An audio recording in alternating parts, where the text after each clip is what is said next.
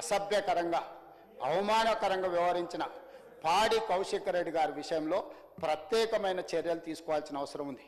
ఈ rule book అధ్యక్ష, rules of procedure and conduct of business in the Telangana legislative assembly, నాకు తెలిసి 2015లో హరీష్ రావు గారు లెజిస్లేటివ్ అఫేర్స్ మినిస్టర్స్ ఉన్నప్పుడే తెలంగాణ రూల్ బుక్ అమెండ్ అయింది.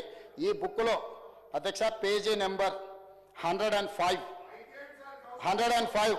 కమిటీ ఆన్ ఎథిక్స్, ఈ రూల్ బుక్లోనే 105 పేజీలో committee on ethics 288 rule number, the committee shall examine every complaint concerning the unethical conduct of a member both within and outside the house referred to it by speaker or the house are taken by suo motu. దీన్ని తీసుకోవాల్సిందిగా అదే విధంగా మా legislative affairs minister request చేస్తున్నా.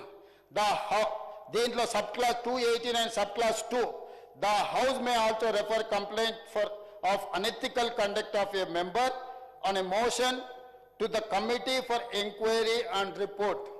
అధ్యక్ష, నేను ఒకటే మాట, డైరెక్ట్గా మా సభ్యులు వారు చేసిన విధానాన్ని, వారు వ్యవహరించిన తీరును చూసి శాసనసభ సభ్యత్వాన్ని రద్దు చేసేయడని మా వాళ్ళు మాట్లాడి మరి విజ్ఞప్తి మేరకు సభలో కొనసాగించండి.